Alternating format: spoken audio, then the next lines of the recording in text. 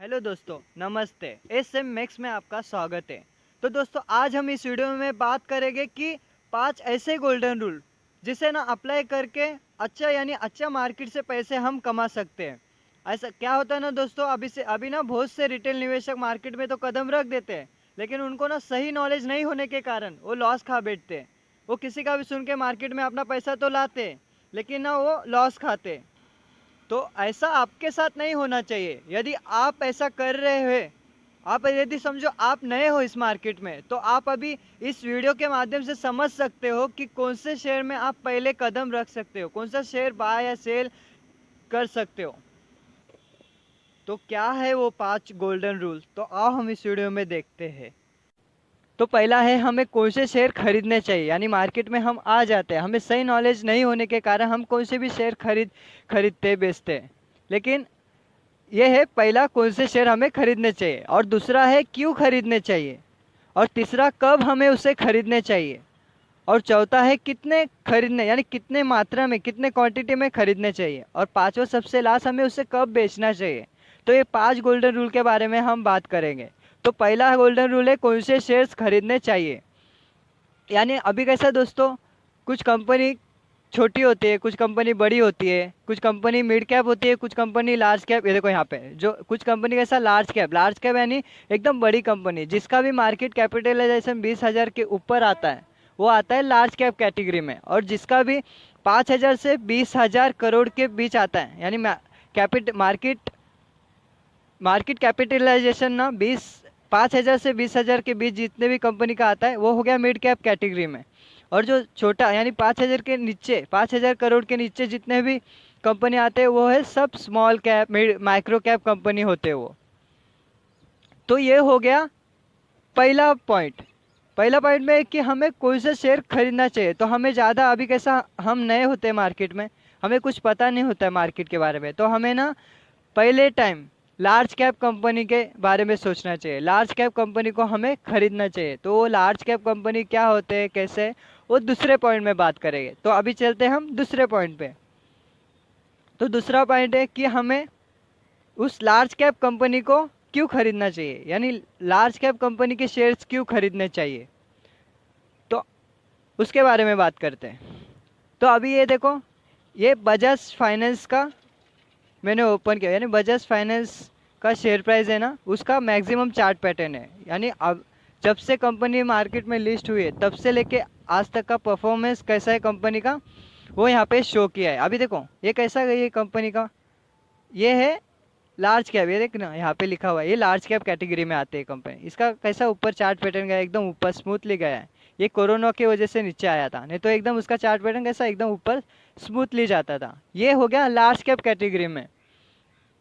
तो और अभी हम बात करते हैं मिड कैप कैटेगरी के बारे में। मिड कैप कैटेगरी में जो भी कंपनी आते हैं उसके बारे में हम बात करेंगे।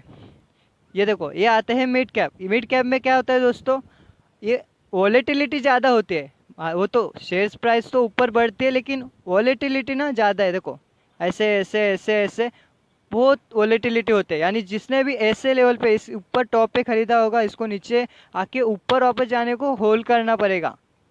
तो इतना उन्हें पेशेंट होना चाहिए दोस्तों। वो आते फिर मिड कैप कैटेगरी में। और लार्ज कैप कैटेगरी में कैसा, एकदम सीधा, इतना ज़्यादा, इतना भी वॉलेटिलिटी नहीं रहता है, थोड़ा बहुत रहता है लार्ज कैप कैटेगरी में। और मिड कैप में तो थोड़ा बहुत है, देखो ऐसा अप डाउन चलते रहता है। और फिर सबसे लास्ट का हम बात करेंगे स्मॉल कैप कंपनी।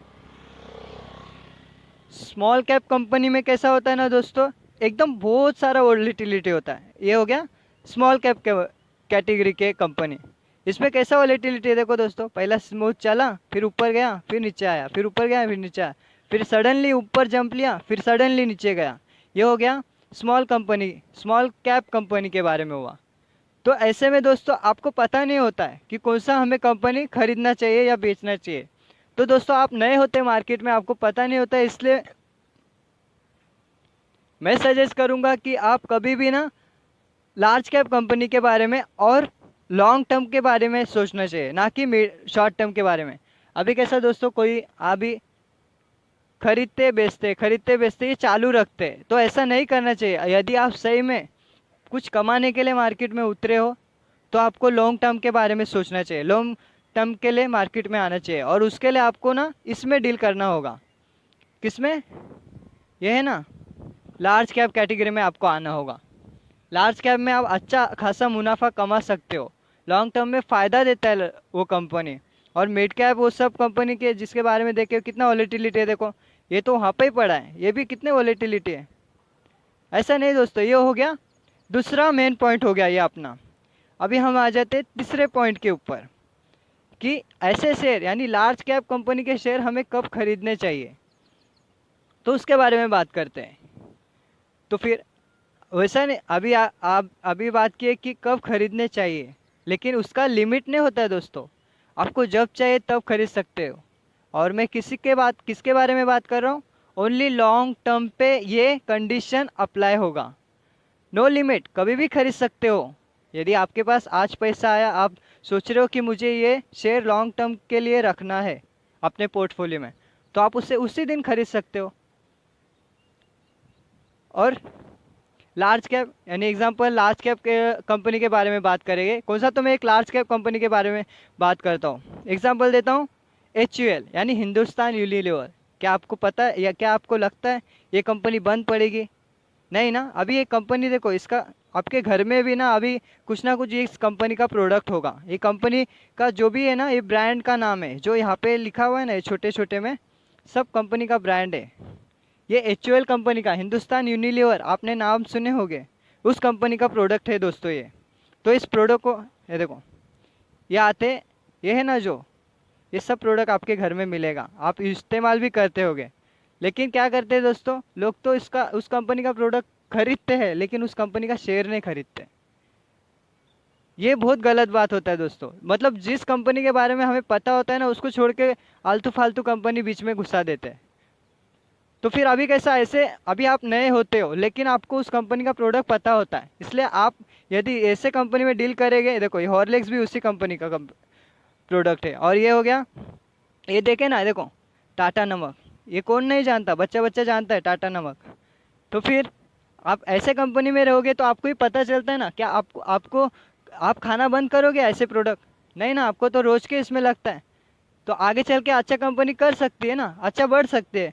तो ये सब आते हैं लार्ज कैप, यानी बड़े बड़े जो कंपनी आते हैं ना, वो सब लार्ज कैप में आते हैं, लार्ज कैप कैटेगरी में आते हैं वो दोस्तों। ये भी हो गया। ये रेड ब्लू बोल रहा हूँ, रेड लेबल चाय जो आप सवेरे इस्तेमाल करते हैं, वो हो गए। तो अभी हम आ जाते हैं लास्ट लास्ट नहीं, कितने, चौथे चौथे चौथे पॉइंट पे आ जाते हैं। चौथा पॉइंट है कि कितने खरीदने चाहिए। यानी लार्ज कैप कंपनी के शेयर तो हम खरीदना चाहते हैं, लेकिन हमें उससे कितने खरीदना चाहिए और कैसे खरीदना चाहिए।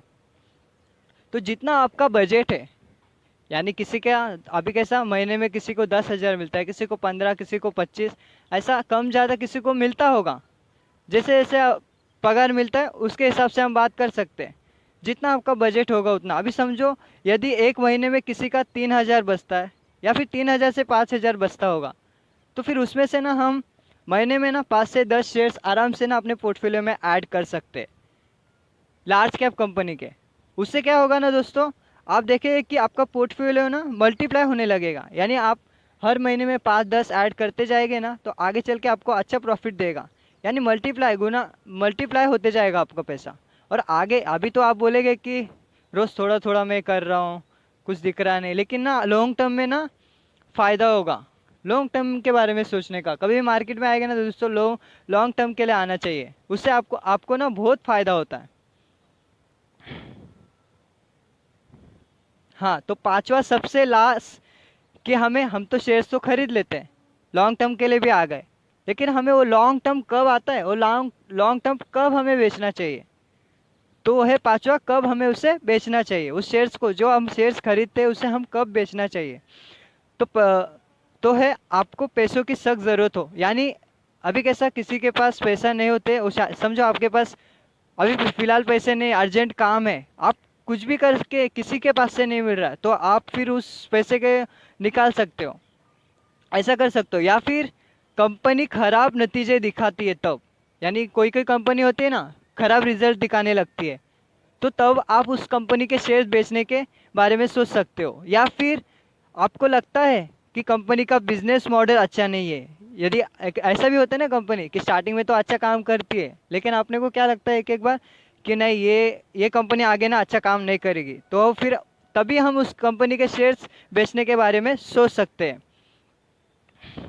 तो ऐसे 5 पॉइंट्स यानी 5 गोल्डन रूल्स आपको समझा होगा, मेरे को ऐसा लगता है। तो फिर ऐसे 5 गोल्डन रूल्स आप इस्तेमाल करोगे यानी आपके लाइफ में इस्तेमाल करोगे तो आगे जाके अच्छा पोर्टफोलियो आपका बन सकता है।